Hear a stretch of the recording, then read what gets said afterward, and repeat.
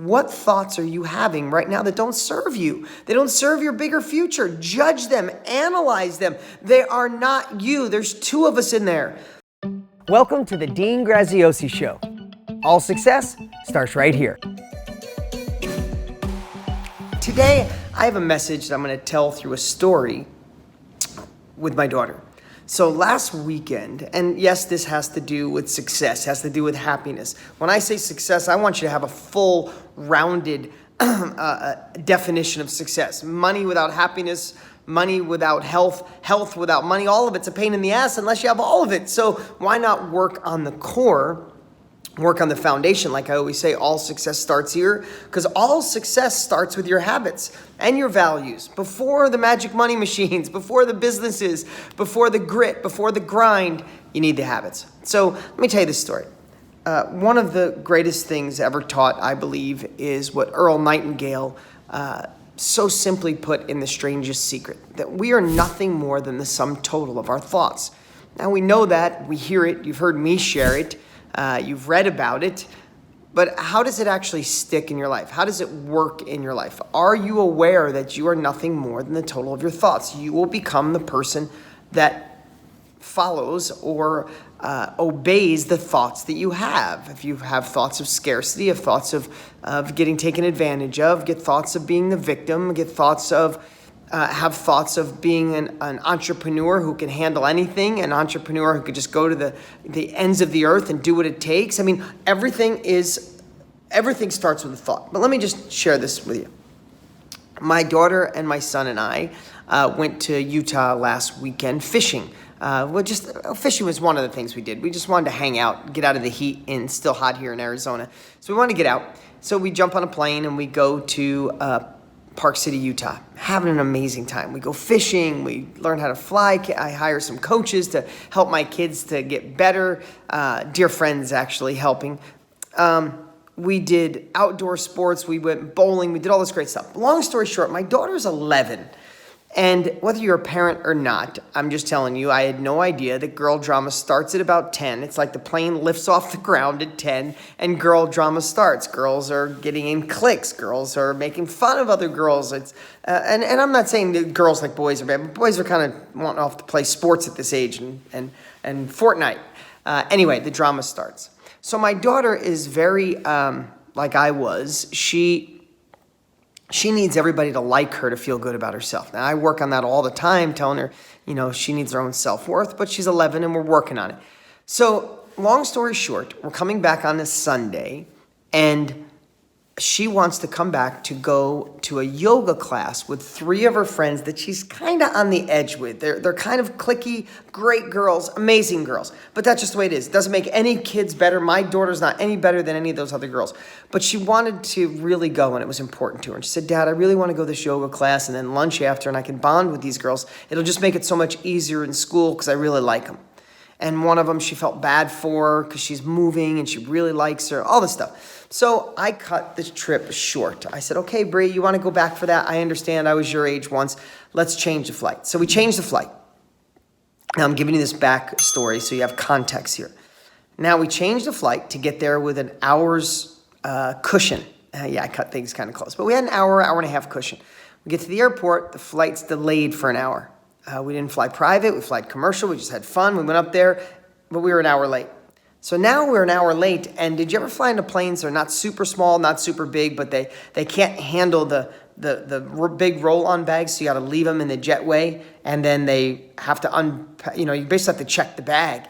So we had to check the bag, and all of a sudden I'm looking at time, and we're going to land at about the exact time this yoga class starts.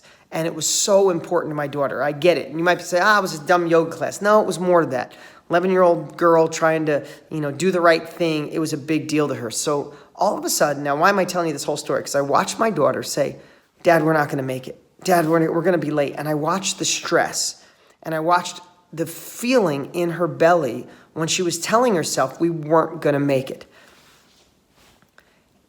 We had not yet gotten there late. We had not yet missed the appointment. But the story, her thoughts were already there. The story she was telling herself is that we were missing it. And I watched her mannerisms change. I watched her physiology change. I watched her mood change. She was sad. She was thinking of all these things, and I'll miss the class. And then Monday at school will be uncomfortable again because I didn't fix it with the one friend.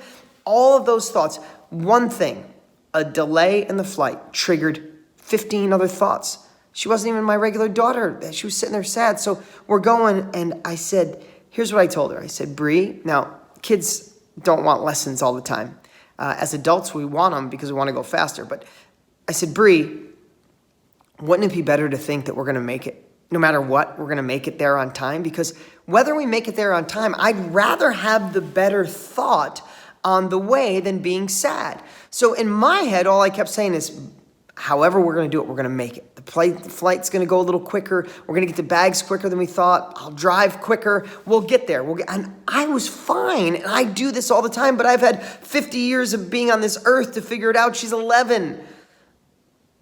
So long story short, we get there on time. We got there 10 minutes early. Drop her off. She got a big smile on her face, but she was stressed for 2 hours. The poor thing. So I waited till the next day and I said, Bree, really simple. We could have been late. But we weren't. But either we were late or not, wouldn't it have been better for your heart, for your health, for your happiness, for the end of a great trip in Utah with your dad and your brother? Wouldn't it have been great to say, you know what, we're going to make it. I'm going to be there in time, no big deal. I'm going to get there and I'm going to bond with my friends. It's going to be amazing, and Monday in school will be great. I said, what, is that what happened? She goes, yeah, that's exactly what happened. Monday went, she ended up telling me afterwards that Monday went great because they bonded. I said, wouldn't it have been better to tell yourself that story over and over, and you would have had a great plane ride, you wouldn't have had stress, you wouldn't have had worry?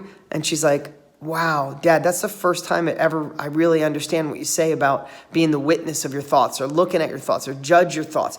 So let me ask you, what thoughts could you change right now? Listen, I'll be completely transparent. My ex-wife, who I'm dear friends with, and divorce sucks, for lack of a better word, but we've done an amazing job at it. And the reason I'm bringing that up is because I watch her sometimes go down the path of having thoughts that'll drive her nuts. Like, why didn't it work out in the past? Why couldn't have we done something different? Or how come this is happening now? And I always tell her, I'm like, and I can watch her come right back. She'll get in a grumpy mood. I'll drop the kids off. She's like, hey, short with me. And I know she's letting thoughts get to her, which we all do. And then I remind her, she changes her thoughts. She's a completely different person.